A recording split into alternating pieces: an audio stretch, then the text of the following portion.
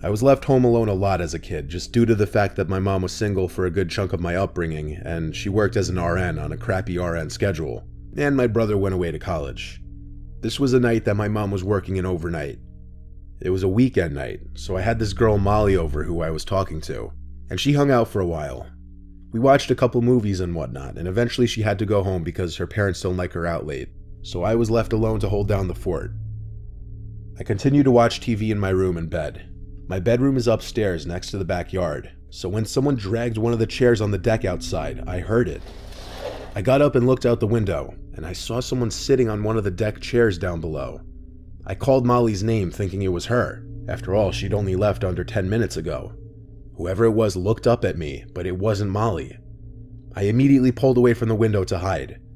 That was not anybody I recognized. Not in the darkness, at least. I texted a few close friends in our group chat if it was one of them messing with me. The ones who answered all said no, and asked what I was talking about. I didn't really believe any of my friends would come to my house to mess with me like that anyway. Scared shitless, but still curious, I slowly walked back over to the window to look down again, and that person was still sitting in the chair, looking up at my window. It was a he, that much was clear, and he definitely saw me. I hurried away from the window again to turn off the TV. I sat in my bed in a ball basically, with my arms wrapped around my knees. I waited in darkness for a while. I didn't even want to turn my phone screen on because I was scared he'd see the light.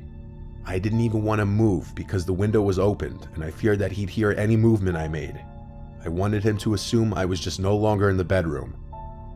I waited enough time. It had to be a solid 5 minutes of just sitting there. I highly doubted that man outside could still be there.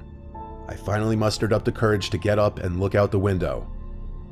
I felt a little part of me die inside when I saw he was still down there, looking up at my window.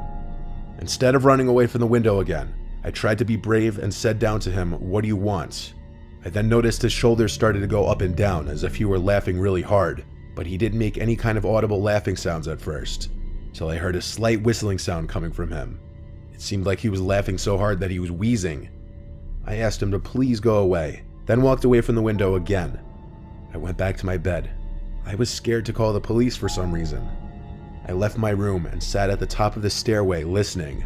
The back door was being pushed. He was trying to get into the house. I ran back to my room to hide again. I was 14, I didn't know what else to do.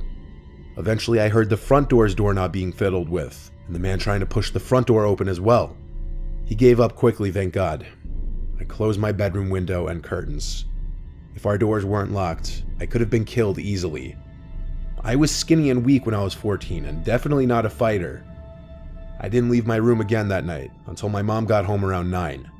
I told her what happened, and her reaction was angry at me for not calling 911, and in hindsight that was very stupid of me. One of the many things I did, or rather didn't do at a young age, that I question greatly.